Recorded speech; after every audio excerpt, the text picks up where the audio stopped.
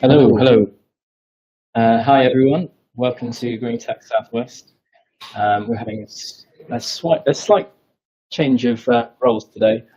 So we've got Hannah Smith, one of our usual organisers, is filling in for Dale Vince, who launched his own aircraft yesterday. So we'll let him off today. But yeah, thank you all very much for coming along regardless. Hannah has done a headline speech at UX London very recently. So yeah, she does an absolutely amazing talk on digital sustainability. So you're in very, very safe hands, and I'm sure you'll learn loads today. So we're going to get started in probably about 5 minutes.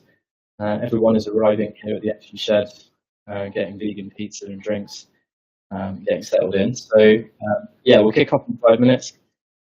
Just a few things before we kind of get started.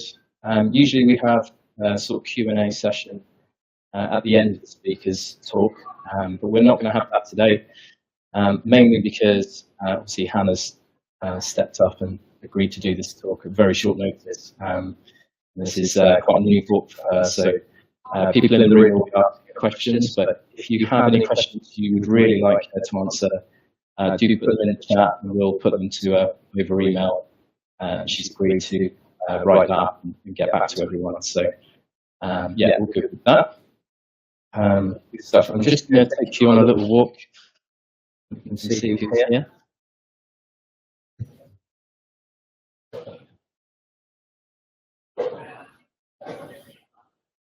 And get the camera up.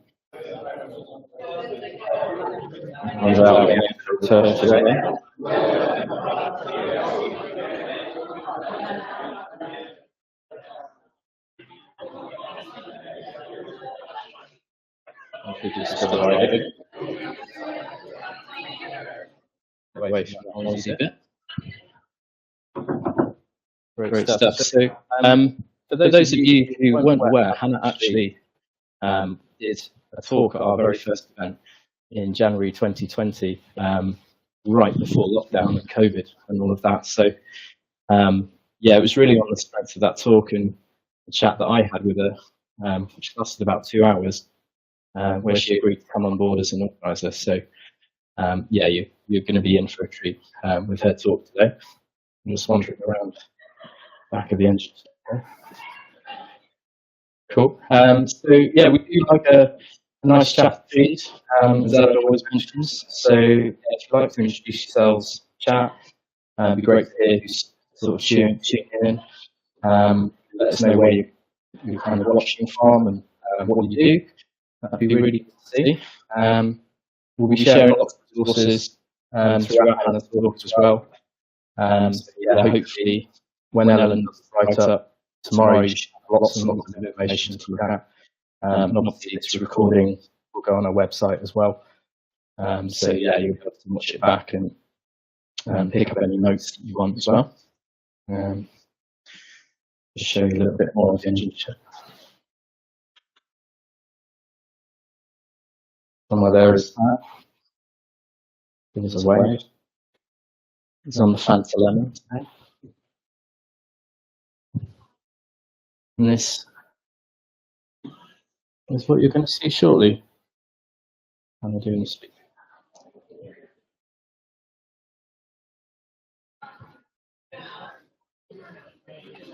And Ellen is there also. Hello. Looking stressed. Cool. Okay. Well, we've got a couple of minutes now. So we start. We've got a good crowd, maybe about 30 people here, which is great to see. A few more people arriving. We've bought some emergency pizzas because I don't think we've got enough. Cool. Yeah, sorry about the echo. That was just because I was wandering in front of the screen down by the lectern. So yeah, I won't do that again for a bit. Cool. So yeah, thank you, Chris, for coming. Chris, I know you've been to quite a few of our events before, but if you want to let us know a little bit about your group over in Cambridge, that'd be really cool. And Rob, yeah, thanks for your support as well. Rob, I know you're looking forward to Dale, but yeah, it's great that you've come to support Hannah as well. Yeah, just on Dale, we very much do want to get him back when he's less busy, but yeah, he's involved in so many projects. I think it was just unfortunate, really, that he's launching a new airline this week, so a little bit unlucky there. Okay, so Hannah is ushering everyone in to their seats, so I will be coming back down towards the junction, and I'll be handing you over to Ellen, who I think is going to do the initial slides to bring Hannah on stage. So might go quiet for a little bit here, and we'll change the angle so that you can all see the stage.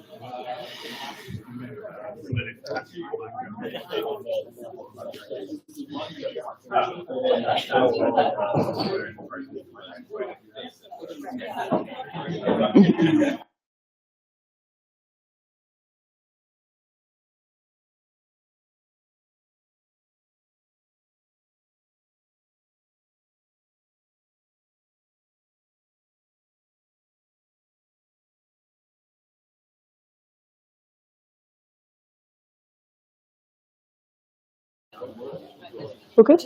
Yeah. Yes.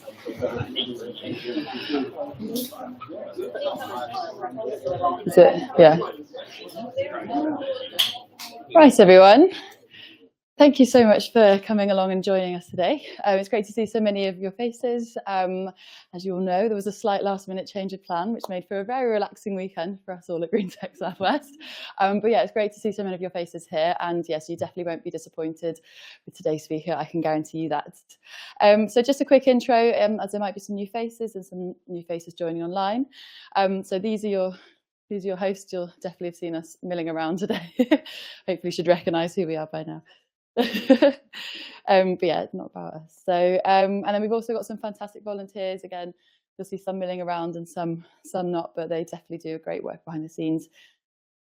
And then yeah, just for anyone new, but most people know what we're all about, but we were founded just to create showcase a variety of people using tech to solve different sustainability problems using ingenious methods, support a local community with an open and inclusive ethos. Our code of conduct and our constitution are all accessible online, but basically very plain and simple. Be nice to each other, respect each other's views, and yeah, have fun with each other. All of our past events and everything is accessible on our website, which our wonderful Hannah has done an amazing job in developing for us. It's a really great resource, and obviously we add to it every time. So yeah, it's just great. It's a great place to look at all the talks that we've had. We'll be doing something called 60-second intros. So this is basically just an opportunity for you, the community, to, if there's anything you want to talk about briefly or introduce, or if you've got something you want people to take part on, it's just a great opportunity for you to showcase that and get the word out, basically. So we'll be getting some people from online to do it as well. But if anyone here in the audience would like to do that, get thinking, we'll introduce you on shortly.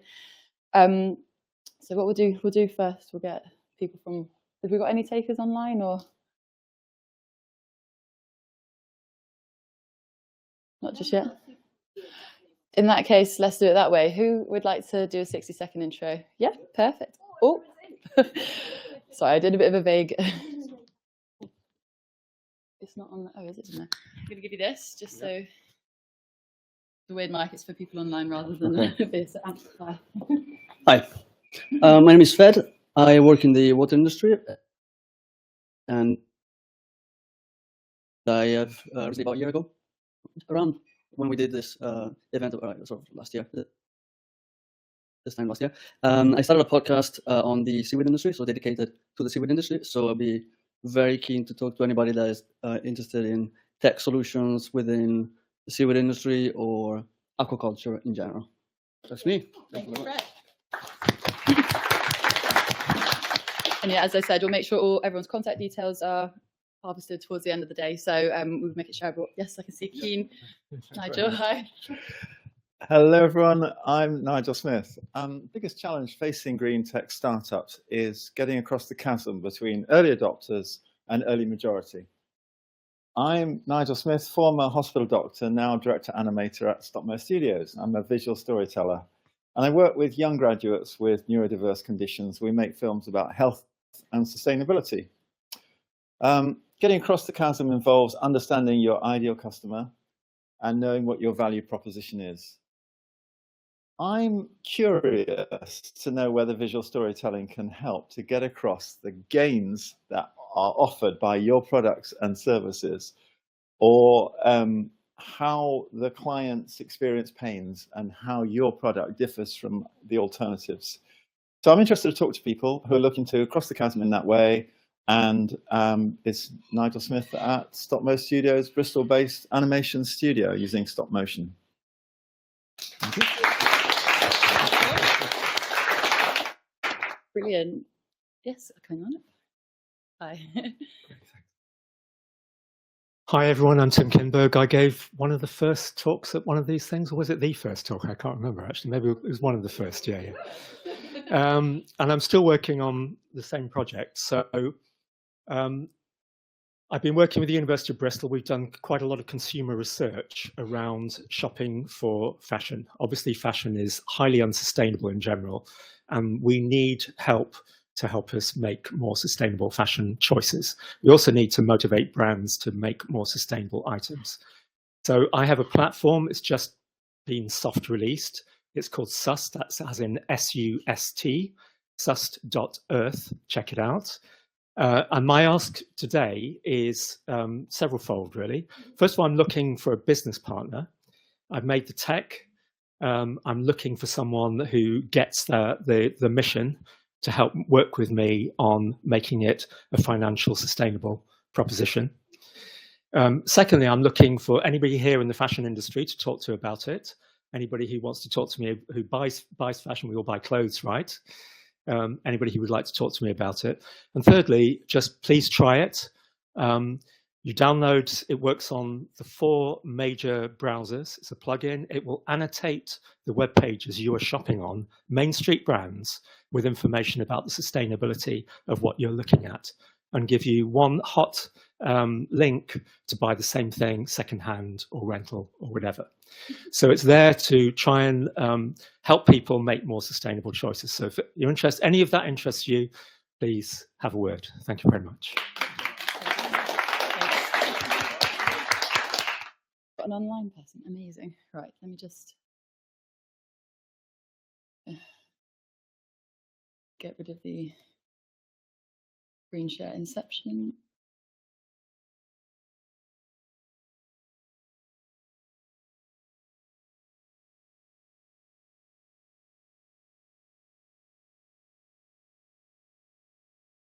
Am I on? I don't hear anything from the other end. Excellent, thanks for that. Hi, good evening, Bristol. This is like the future, this is magic. My name's Chris. I organise a meetup called Working in Sustainable Tech. It's an online meetup. We have it usually once a month, but we're skipping August because everyone's on holiday. Taking a topic about the sustainable technology and the sustainability and circularity world. The next one will be in September, and it's all about smart cities and technology in the built environment, trying to improve the efficiency and reduce the carbon footprint of cities. So if you'd like to join that, it'd be great to have you along. The URL for that, if you just go to meetup.com and look for Working in Sustainable Technology, you'll find us. It'd be lovely to have some more people along. Thanks very much. Nice to see you this evening. Looking forward to Hannah's piece. Well done, Hannah, for stepping up.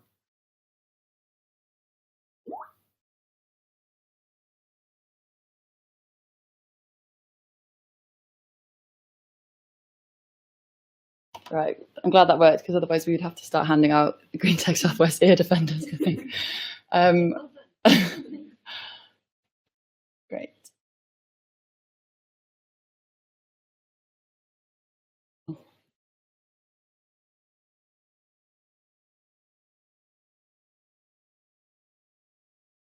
Back to it, right. So anyone else? Yes, amazing. Yeah, perfect. That's what I was here for, though. Amazing. Here you go. I'll give you that. Hello, very quickly. So my name's Mary. I work for Friends of the Earth, the environmental NGO in innovation. And I've got a couple of requests for help or guidance, I guess. One of them is if any of you know of any kind of tools or platforms that that enable participatory grant making, but with kind of collaborative decision processes, I'd be really interested to hear from you. So I know about Open Collective, but that enables budgeting, but not the decision-making element. I know a couple that are in really early stage development, but are not really kind of usable yet. So if any of you know of anything like that that has a good user experience and that could be kind of developed with a community, I'd really love to hear about it.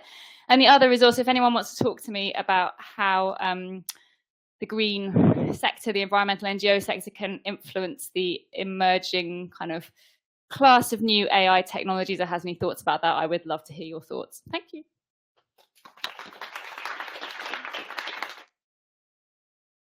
Got time for maybe two more? Are we steaming ahead? Amazing. Well, in that case, then I've spotted some over here as well. Don't worry. Yes, come on down. Here you go. Hi, thanks, Hi. Alan. Hi, everyone. It's nice to meet you. It's my first ever Green Tech Southwest event, so thanks for having me. My name is Ed. I'm the founder and director of Garrett Creative, which is an agency on a mission to use our design and our language as a force for good. To achieve that, we partner with startups and non-profits, helping them to define their purpose and communicate in a meaningful way through brands, the web, and content. The challenges that a lot of our clients in green tech face is that their products and solutions are complex, data-driven, or just functional. That the competition in the market is absolutely fierce, and that finding investment can be extremely challenging. Working with us and the expertise of our team, we help them to connect with people on a human level, engage a wider audience, and align everyone around them with their goals for people, planet, and profit. So if any of that resonates with you, then I'd love to get to know you. Enjoy the rest of the event. Thank you. I'll get your contact information after. I saw a few hands up here. Yes, down.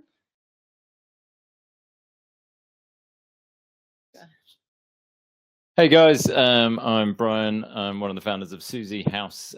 We are working to make sustainable housing achievable for all.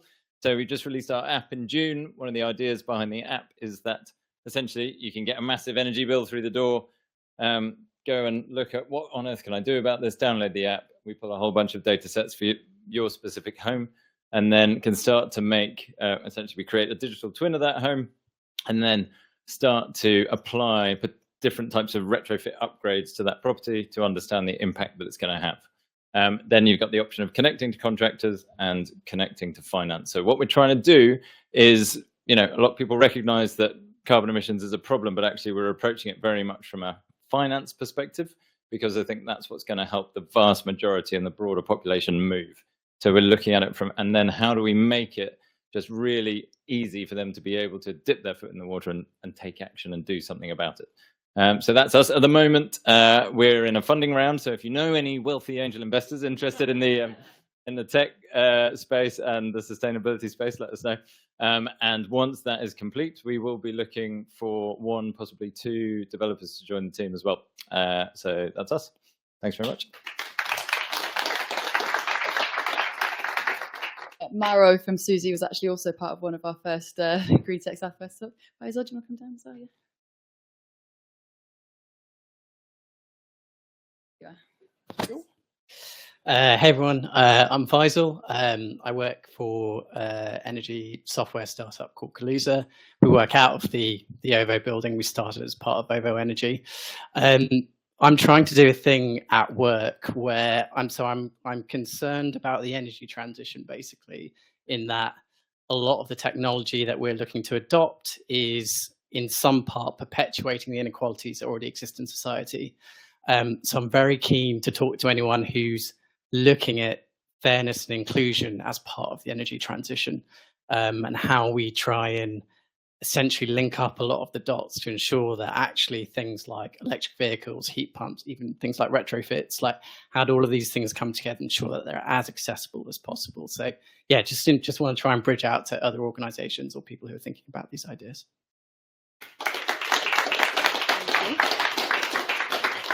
Doing a time check or time for any more? Did I see any more hands or?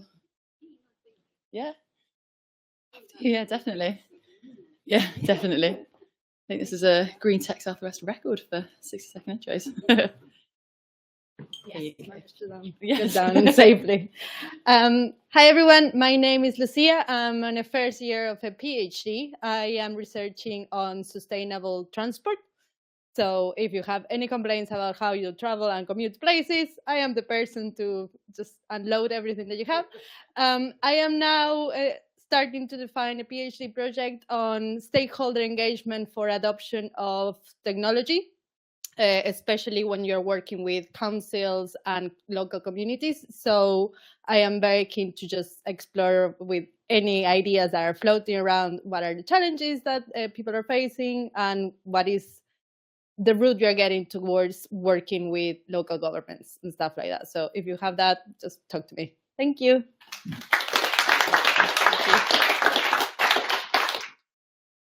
Any other takers? I mean, to be fair, if any more came down, I think that would have been the whole room. So brilliant. Well, thank you so much for that. Like I said, I will make sure to get everyone's contact information. It'll all be in the write-up. So yeah, you can all get in touch and yeah, great. Moving on. So yeah, I've got a couple of events and communities that I'd like to share as well that might be of interest if is of interest. So yeah, Climate Action Tech, it's an amazing community of over 9,000 tech sector workers. They host so many great tech events, talks, Slack channel they've got as well, which you can just get involved with this. And yeah, they put a lot on, so it's definitely worth checking out their website and see what they've got coming up. As well as Future Leap Network, one of the largest green business networks in the UK, based in Bristol. They do a lot of amazing events all around sustainability, some featuring tech, but also a bit broader. So definitely recommend checking those out. And then a couple more specific ones to mention. So we've got financial incentives for repair. So basically around EU directive on new rules, which will promote repair and reuse and hopefully promote more of a circular economy. And then how much of the internet is covered by net zero targets. So Green Web Foundation, who also did a talk for us not too long ago, and Wikirates are researching companies' progress towards net zero. So yeah, definitely worth checking those out as well. And then the Retech podcast is a podcast on a mission to chat with interesting people doing good things in renewables and tech. So yeah, those are the ones we definitely recommend taking a look at. But again, these will be available with links and everything towards the end of the evening, tomorrow. And then our next speaker-led event, so it will be another hybrid event. We'll be celebrating green tech with Bristol Tech Fest. We've joined Bristol Tech Fest for the last 2 years and really enjoyed it. So that will be on the 12th of October. And yeah, speakers to be announced, so watch this space. Now on for the main star of the evening. Oh, sorry, jumped. Feedback means a lot to us, guys.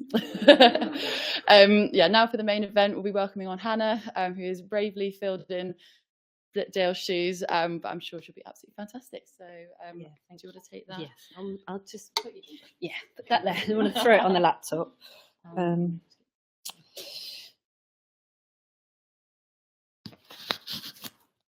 Is that okay to Does that make good sound? Yeah. So presenter view is on. That should talk for you. You've nailed this, Ellen. All right. We always have loads of fun with the tech of like trying to get everything on the screen at the right time. I think we should give a round of applause to Ellen this evening, because Ellen, you really nailed that. Well done. Really good. So, hello, good evening. I am obviously not Dale Vince. My name is Hannah Smith. I am one of the co-founders and co-organisers of Green Tech Southwest, along with Mike and Ellen. This is something I do as a voluntary role. My actual day job is that I am Director of Operations at the Green Web Foundation. Funny story, on Sunday, when I was updating all of the event invites, I actually couldn't spell my own job title and managed to completely misspell that. So again, thanks to Ellen for saving me from being complete Wally and calling myself Direction of Operations, which has been a bit embarrassing. Anyway, so we've actually now had all of us directors from Green Web Foundation come and speak at Green Tech Southwest. So you might have heard of us before. If you haven't heard of us before, we are a non-profit organisation. We are on a mission to transition the internet to be fossil-free by 2030. So my aim in the next sort of 30 minutes or so is to give all of you lovely folk here an idea of the things that you can do, every single one of you here, that you can do to build in the concepts of digital sustainability and a fossil-free internet into your organisation. And what I really wanted to do this evening, because I'm a little bit bored of hearing talks about performance and optimization and, you know, software tools that we need. What I wanted to do this evening and in this talk was talk about mindset changes. So rather than talk about tooling, actually talk to you all about how do we need to think differently in order to get digital sustainability happening and fossil-free internet happening. So that's very much the aim. Why does this matter? Well, you're not going to have failed to have noticed that we've got heat spiraling out of control. Italy at the moment is suffering from insane heat waves. And there's unquestionable, solid scientific evidence that we are absolutely running out of time to prevent a mass extinction. And those are serious words, but this is serious stuff. So every single degree and every single fraction of a degree that we can prevent the world warming by or slow the world warming down by really matters and does contribute to saving lives. So everything we can do, even small things, really do add up. So I hope from this talk this evening that you also might feel empowered to go away and do something differently as well. So let's get to it. So, did you know that the internet is the world's largest coal-powered machine? In 2021, 60% of the world's electricity was generated by fossil fuels, coal being the largest source. And it really, really doesn't need to be this way. We can transition, and Faisal, I really appreciated what you said in your intro there. We can transition to an internet that is cleaner and more equitable by thinking about the power that runs it. And the other thing I really want to say at this point is our mission at the Green Web Foundation. We talk about a fossil-free internet, but that's not just to us an internet powered by renewable energy. It's an internet that also enables a just and sustainable world as well, and is mindful of issues like climate justice and digital rights. So, what can you do? What can you do in your roles to contribute to a fossil-free internet? I'm going to talk you through 3 key areas. The first, you might have expected this, is around accurate modelling of carbon emissions. And the bit you might not expect is around other impacts as well. So we already have some modelling and estimates that tell us that digital is responsible for between 2.1 and 3.9 of global greenhouse gas emissions. Does that number mean anything to you? No, some of you are shaking your head. So to put it into a more user-friendly perspective, it makes it the world's 7th biggest polluter if it were a country. It also puts it on a par. Well, actually, it's grossly bigger than the aviation industry and also the shipping industry too. So it's a significant contributor to emissions. How do these emissions arise? Well, they arise from using dirty electricity to power, build, and manufacture the tech. So it's powering, building, and manufacturing. That manufacturing part is important in this talk, and we'll talk a bit more about that in a sec. So I use the term dirty electricity. Okay, so what do we mean by dirty electricity? Well, you may already realize this, but dirty electricity is electricity that creates higher volumes of carbon emissions when it's made. And that happens because we're burning fossil fuels like coal, oil, and gas. You probably know that already. I don't know if you've heard the term carbon intensity before, but carbon intensity is a way that we refer to how dirty electricity is.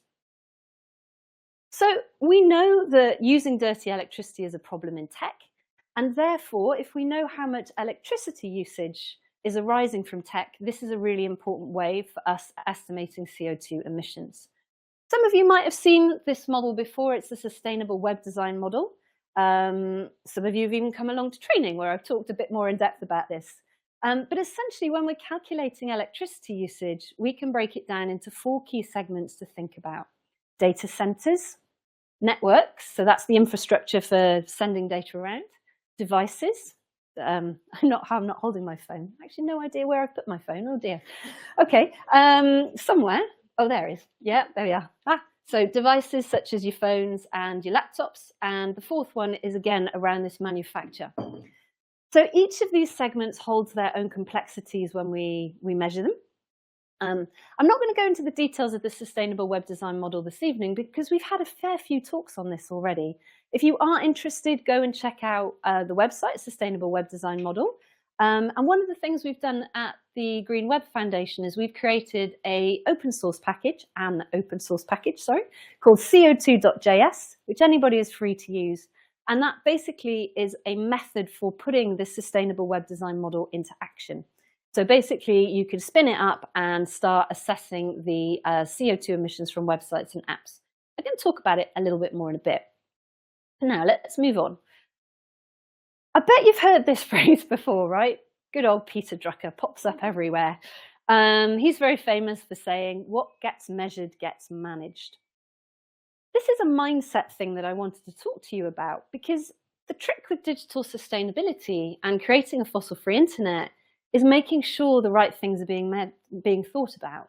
So therefore, thinking about what to measure.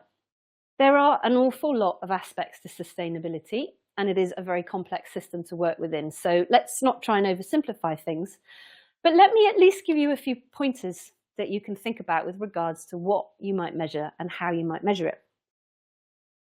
So yeah, we need to think about what the right things are to measure. Now, this is a shameless steal from Aisha Stewart. So those of you that were here in April might remember Aisha using this analogy to talk about the scoping of emissions. She used beer.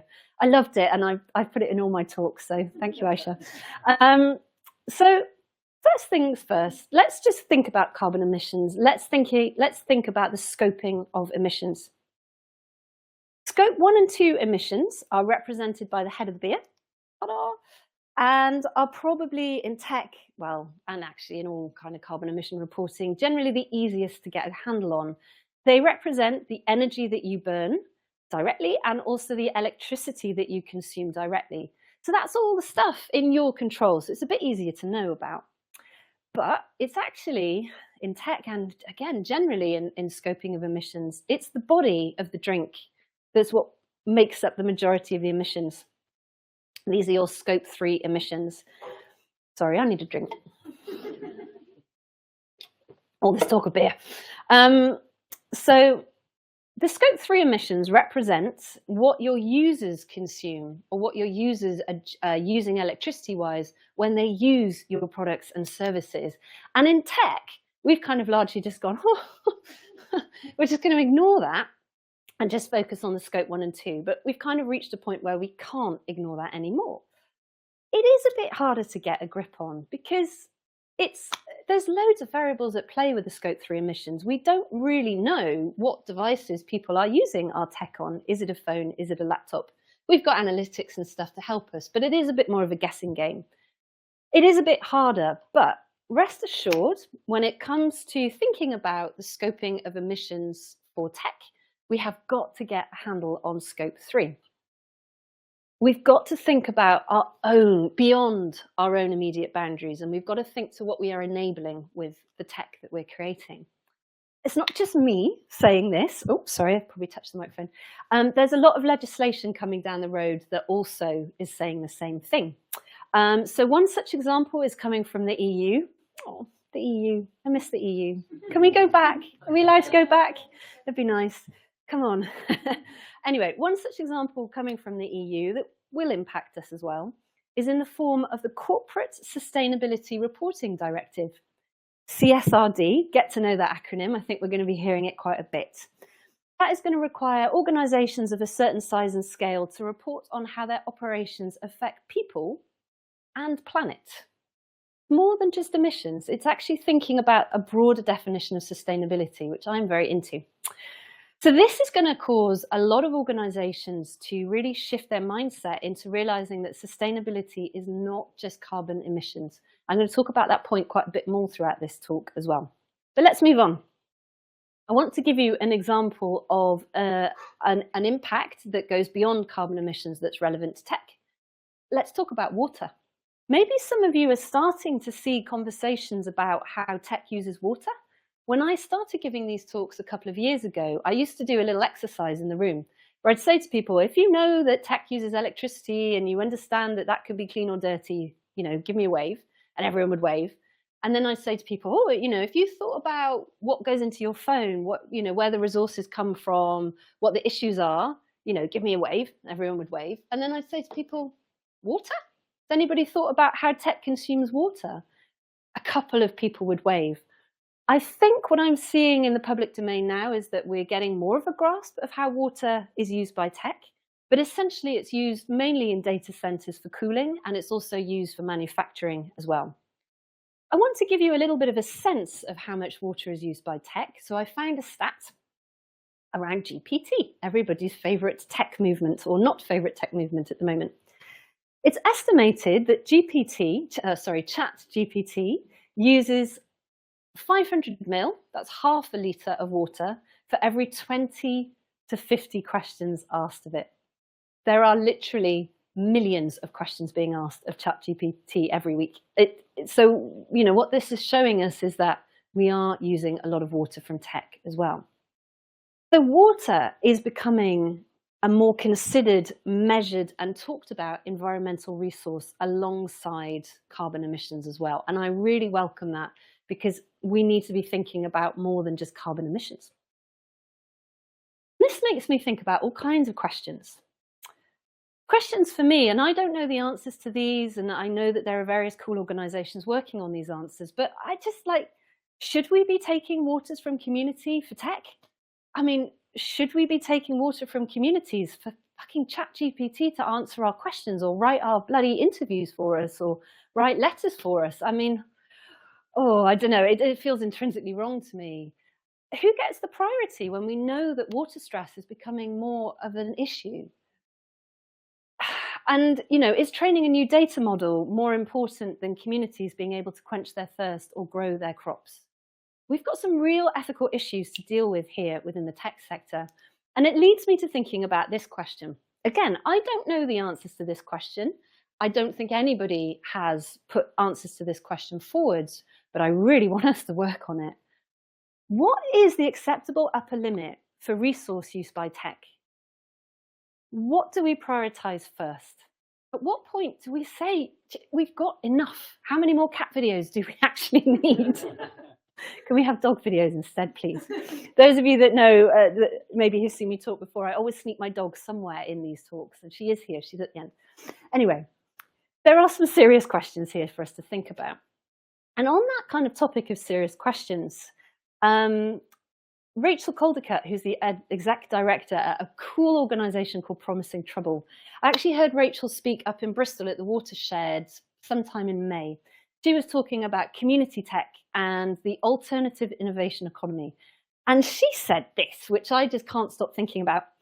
She said, okay, so what if we already have all the technology we need? And the biggest challenge for innovation isn't making more stuff, but actually equitably distributing what we already have. And I love this question. I think it's a brilliant question. I'm really excited and interested to think about what if everybody had access to the same level of tech, all those communities, all those marginalized people, what amazing things could blossom, what incredible problems could be solved for the benefit of everyone. I love thinking about this. And I think these represent some really interesting mindset shifts that, you know, we need to be thinking about. So changing tack, I'm going to come back to thinking about measuring impacts. This is a slide that I've stolen from the SEDASI talk that we had in March. We do kind of like arrange all these talks because they're really, really interesting. And those of you that came to our online event might remember Professor Deborah Andrews talking about her work at SEDASI, which is the circular economy for the data center industry. I'm not going to talk through this slide in detail. I would really encourage you to go back and have a look at her talk if you're interested in data center sustainability. But when she was talking about this slide in particular, what she was demonstrating to us was that when we ignore the whole supply chain involved in creating a tech server, and that whole supply chain involves the manufacture, the using of it, and then the disposing of it, we actually estimate a much smaller carbon emission impact. So what this graph shows is on the left here is the operational impact of using a server. On the right, it shows the embodied impact. These are a pair. And she basically said that when you do a full life cycle analysis, an LCA, you actually see that the impact of creating the server, manufacturing the server, if you think about the whole supply chain, is equal to the use of the server. And I think that's a really, really interesting point. And I love that she's got some research to back this up. The really important thing, why this is important, is because within the tech sector at the moment, everybody's obsessed with optimization and performance around usage. And actually, this kind of research says, hey, this is as much a procurement and supply chain issue as it is an engineering problem. And I love that because actually it is about the whole team thinking differently and about doing things differently. So this is much wider than an engineering problem. It's a procurement problem just as much. So if you're interested to understand more about what this chart means, and the story behind this chart, as I say, check out the talk. Maybe we can pop it in the chat or put it in the roundup at the end. So I've suggested a few areas to think about when measuring and some ways we can think differently. Let me point you in the direction of a few cool resources. You might have heard of the term green software. I work for the Green Web Foundation. There is a sister, well, they're not really a sister organization. They're an organization we do a lot of work with called the Green Software Foundation, one letter difference. They have a load of really cool stuff out around green software in particular. And they talk about software using less physical resources, less energy, and using energy more intelligently. This part at the end there about using energy more intelligently is super, super interesting. It's often referred to as carbon-aware software or carbon-aware scheduling. And it's this idea that when there's more renewables on the grid, e.g. when electricity is cleaner with a lower carbon intensity, we might actually scale up tech demand. And what I mean by that is that we might do more. We might do more processing jobs. We might actually store them up for those particular moments. And when electricity is dirtier, e.g. when the wind isn't as blowing as strongly, maybe we're using more coal to make electricity, we might actually find ways to scale down the demand coming from tech. We might postpone processing jobs or maybe do them to a lesser degree of quality. And again, I love these questions. These represent really interesting mindset shifts. What would happen if on a cloudy day we couldn't access all of our analytics data immediately? Now, I mentioned that I gave this talk, we mentioned in the write-up that I gave this talk at UX London, and I talked about this quite a bit to them because these are really interesting UX problems. How are users going to cope with not accessing all their stuff immediately, or only accessing some things on certain days, or waiting longer? These are some really interesting design problems that I think, deserve some solutions. I believe, without doubt, carbon-aware software is going to play a really big role within the future. So a few specific resources, if this floats your boat, have a look at the Green Software Foundation. We did have a talk by them as well. This is just a showcase of everything we've done talks about. The Sustainable Web Design website is interesting, and there is also a recently published book on this too. I also want to mention Branch magazine. Sorry, Ed, did you want to grab that one? I can have a bit of cider. No worries. One of the things that we did at the Green Web, I can't even remember who I work for, the Green Web Foundation, is we put out a website called Branch magazine. the idea of Branch Magazine is it does exactly this. It responds to the amount of renewables on the UK grid when you go and visit it. And if we are having a low carbon intensity day, e.g. the energy is clean, you see all the images. If it's a coal powered day, you don't see all the images immediately. Honestly, it can be a little tricky to look at it, but it's there as a kind of think piece of, you know, what if the internet was like this? How would we manage this? So it's a really, really interesting experiment that we've done, and actually has loads of really cool content on it as well, which I will talk a bit more about in a minute. I am not doing very well on time. Right, number 2. I want to talk to you a little bit about this idea of critical assessment of industry sustainability claims. Greenwashing, that's basically what this means. It means organizations and those of us working in the tech sector need to feel empowered and enabled to spot greenwashing, both internally within our own organizations and also call other people out on it too. Being confident to do this is a really important mindset shift. And something I want to acknowledge is that greenwashing isn't always intentional. There are a lot of people who are trying their best, who maybe need help. So it can happen because of a lack of knowledge. And sustainability is super complex, as we've mentioned, but it's no longer an excuse that can fly. So we do have to up our game in this respect. The UK Competition and Markets Authority, another acronym for you, CMA, has developed something called the Green Claims Code, which contains 6 checkpoints to measure yourself against. I think this is really useful, actually. So these 6 checks are, number 1, your stuff needs to be truthful and accurate. Number 2, it needs to be clear and unambiguous. Interesting. Number 3, it needs to not omit or hide important information. Does compostable mean home compostable, or that you have to ship it off somewhere? This is omitting important information, in my opinion. Drives me nuts. Number 4, only make fair and meaningful comparisons. I'm going to talk to you a bit about that in a tick. Consider the full life cycle of the product. This relates to the work I just showed you with Sadassi, with servers. When we're not actually thinking about the full life cycle, we come to very different conclusions about things. And number 6, be substantiated.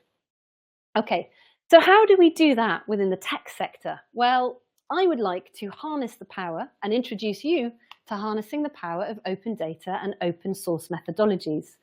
These are absolutely crucial in our fight to preventing greenwashing, definitely in the tech sector, probably other sectors as well.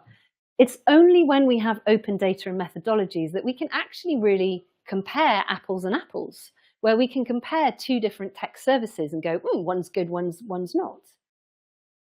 It's absolutely crucial. Now, so many organizations are reticent at the moment to publish their open source, their methodologies that they're using behind the scenes. And I would say if you're working for an organization that is doing any kind of carbon emissions calculations, the thing you could do today is go and kick hell up in your organization and get it published. That would be such a useful thing you could do. It's really holding this field back that this doesn't happen. I want to give you an example of a solution that has come along to level the playing field. Some of you, oh my God, we had a talk about this as well. Cloud carbon footprint. This is an open source tool. It was put together by a consultancy organization called ThoughtWorks. And it's designed for measuring the CO2 emissions arising from public cloud providers. And it is designed to work for AWS, Google Cloud, and Microsoft Azure. The fact that this exists actually means we can compare apples to apples. We can actually realistically compare different cloud providers. Because the problem at the moment that we have is AWS, Google Cloud, and Microsoft Azure, tech companies with shitloads of resources. I mean, honestly, there's poor. They all have different methodologies. So we can't compare results from one to another. So we get different results from these big players. And that's if you can actually get their methodologies in the first place. They are very cagey about sharing them. AWS, for example, won't even supply you with scope 3 information without friction. And they're really, really cagey, even if they do share you with that information, they're really cagey about telling you how they did it. So tools like cloud carbon footprint, maybe their methodology isn't as robust as Google Cloud. But the point is, it applies to everyone. And that's what helps us move this field forwards. So I think it's super, super important. I've talked a little bit about this already. I love this diagram. It features in almost every single talk I do now. Maybe some of you have seen it before. It's this idea of watching out for carbon tunnel vision. Sustainability is more than decarbonisation. Remember that this is about people and planet. And I'm going to skip on a little bit because I'm very aware that I'm not doing very well on time. So what I wanted to do is just kind of give you some greenwashy tech traps that I see happening within this sector particularly. When I see suppliers saying, hey, we're sustainable because we've optimized all our code and infrastructure, big red flag for me. I'm like, no, if that's the only thing you've done, you've just saved yourself money and you're greenwashing. If you are only using green energy, okay, great, it's indicating some effort, but that alone isn't going to make you sustainable. And if you're planting trees or buying offsets and then using that as a claim that you're sustainable, again, I'm so sorry, but you've really missed the point here. These things are not without value. And I think that's really important to say, but they are not in themselves claims that you can make to say that you're sustainable. This was something that I did when I was doing my Green Web Fellowship. That's actually how I ended up working for the Green Web Foundation. It's a little bit of thinking I did around what people think a sustainable internet involves versus the reality of what I think it actually might be about. This isn't a definitive list. This is just some ideas. But essentially, the things on the left are the things I just mentioned. They come up time and time again as claims people make for being sustainable. But actually, the stuff on the right, I'm not going to read through it all now. It's published on our website if you want to check it out. The stuff on the right is really involving social change. It's really thinking about how organizations are governed and how organizations value things and what they value. That's actually how we build a sustainable internet, is these shifts around what we value. Hint, it's not money, it's other things. These are the mindset shifts that we need to kind of think to. So coming to my third and final point around how we build a sustainable or fossil-free internet. This is the sort of really tricky set of questions. This is where we've got some massive mindset shifts to come across. We have to address the relationship between extractive industries and the tech sector. So I'm going to give you a few different ways for thinking about this term, extractive. Who here is kind of familiar with this term, extractive? Okay, so half of you. All right, cool. I'd love to know at the end whether you've got any other definitions of this term as well, because I could build this into the talk. But the first and possibly most obvious way that we might talk about extraction is this. It's simply, we are in a climate emergency because we keep extracting fossil fuels to burn rather than finding ways to keep them in the ground.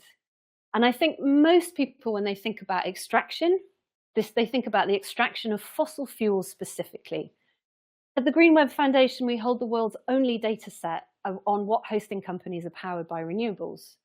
And this has been referenced over 5 billion times as consumers are looking for organizations that want the same thing as them. They want an internet that's powered by renewables or not by fossil fuels. I can't stress strongly to you enough. What we see at the Green Web Foundation is that organizations come and register with us in the data set because customers are asking them questions. How are you powered? What are you powered on? Oh, you're powered by renewables. Why aren't you registered with the Green Web Foundation? That is people power working right there and then, and it makes such a big difference. And we see it all day long, people wanting to register with us because people like you are asking questions of suppliers. So please don't ever underestimate the power of doing that. The next example of extraction relates to concepts around circular economies. We exist largely in a linear economy at the moment.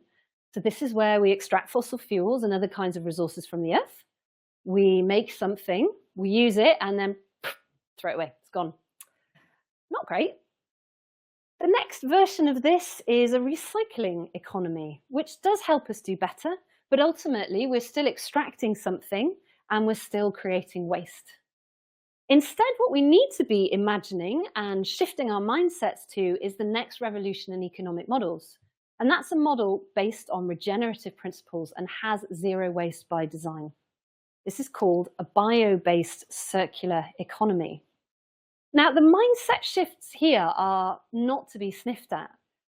It's not easy because organizations cannot do this alone. And organizations, especially ones that are commercial, often have a bit of a lone hero kind of complex where they want to be the ones seen to solve the problems. The mindset shift here is this is all about collaboration. No one organization can change the supply chain on their own. We've got to do it together. So, and again, if you're interested in this from a text perspective, I cannot highly recommend the Sadassi work, Circular Economy for the Data Center Industry, enough, because that's exactly what they're doing. They're bringing stakeholders together from the data center industry. This is actually a slide drawn from, again, the talk we had in April from Adam Turner that came along and talked about the work that he does at a UK government in the UK ICT department. I really love this statement from their policy paper. I find this really interesting. I've highlighted the key words from this statement, and they talk about basically creating tech and supply chains that are free of slavery and exploitation, and also that create benefits for all. And I think this is a really interesting way of thinking about extractivism. Exploitation and slavery is a practice that's intrinsically linked with extractive enterprises. There's no two ways about it. Local people whose lands are taken away from them in order to extract rare raw materials for our latest phone upgrades would tell you that they feel very exploited and pissed off by these processes. And even more so because they usually don't get to share in the wealth of these benefits or even have a fair say in the decision-making around these processes. So I think this is another way of us thinking about extractivism, thinking about our supply chain, thinking about who is involved in making this stuff. The last example I'll give you here is from an article written by Ian Brooks, who is a lecturer at UWE. He wrote this, and it's been published on the British Computer Society website, BCS. They talk about this idea of tech for bad. Maybe you've heard of the concept of tech for good. Tech for bad is a really interesting kind of opposition to this, and it talks about when should we say no? Like, at what point do we say our tech should not be used by fossil-free companies? We do not want to enable fossil-free companies anymore. Where do we draw the line when we want to truly transition to a fossil-free internet? I really enjoyed reading this. We published it on Branch magazine as well. So I'm going to sum up. I said 3 things. I gave you kind of 3 topics of things to think about around what contributes to a fossil-free internet or what contributes to digital sustainability. Accurate modelling of carbon emissions and other impacts. I talked about greenwashing, this idea of critical assessment of industry sustainability claims. And I talked about us really examining this relationship that we have with extractive practices as well. I'm going to be really sneaky and sneak in a 4th point. I promise this is only 1 slide. Do you know what I'd also say really contributes is imagination, creative thinking, and the art of the possible. We can build this stuff. We can make the world a better place if we can simply imagine it. Branch magazine, I already mentioned. Branch magazine is an experiment to get people to imagine what would a carbon-aware internet look like. Not only that, it's full of really interesting thought pieces. Any of you heard of solar punk before? I often talk to people about solar punk. I love the idea of solar punk. Check it out on Wikipedia. It's a really nice definition. Solar punk is an artistic and literary movement that simply imagines a better future with us in relationship to tech. And we've got loads of cool pieces about solar punk on Branch magazine. This recent report, this middle one here, or depends which screen you're looking at, is from the IEE. Does anyone know what IEE stands for? Institute of Electrical something? Engineering? Electric and Electronic Engineering. Cool. I spent 20 minutes on their website trying to find out what this acronym means. No one. Yeah, right. I know. I was just like, oh my God. This report, I haven't had time to dig into this yet, but I think this looks really interesting. The first thing they say in it, this report, by the way, if you can't read this writing, is called Strong Sustainability by Design. I like that. It says the first step is to imagine the future. Yes, let's imagine the future. So I think there's some interesting stuff in there. And also recently, I came across something called the Imagine Project, which is all about us imagining our relationship with cities in a different way too. Very solar punky, and there's some super cool visuals on there. So imagination, I'm just going to throw in as a bonus fourth point. And you're not on your own in this. Digital sustainability, I believe, is now a discipline that is getting recognition it deserves. In the same way that being a developer is a discipline, in the same way that being a designer is a discipline, in the same way that being a UX person is a discipline, we are now seeing people with digital sustainability as their job titles. I went on LinkedIn, I found a few of these people. Some of them I knew, some of them are new people to me. But the thing I want to finish this talk with, this is the last slide. All of these people are working for different kinds of organizations, big and small, but they're all doing the same thing. They are all trying to drive us towards a fossil-free internet. So I hope this inspires you. I hope that you might find ways within your organization to ask some difficult questions, to get the job title of digital sustainability with someone in your organization. And I really sincerely hope that all of you will be a part of this movement in a big or a small way as well. So that's me. Thank you. Yes. I snuck her in at the end. Amazing. Thank you so much, Hannah. That was incredible. Thank you. Can I sit down? Thanks. Do you want this one? Don't worry, I won't hold you here for long, guys. But I'm just going to say we've got the room till about 10 to 8. So grab another drink. That was me really unsubtly trying to pry open another San Miguel box ready for you to tuck into, but I didn't achieve that very well. But yeah, grab another drink, chat with each other. At about 10 to 8, we're going to head over to the Sidings pub, which is just at the end of the station approach bit. So yeah, keep the conversations going, basically. Oh, and if there's more pizza, definitely feel free to grab another slice, because we will not be looking forward to taking that home. So, but yeah, another round of applause for Hannah. Any questions you have first, she'll be happy to answer with a beer.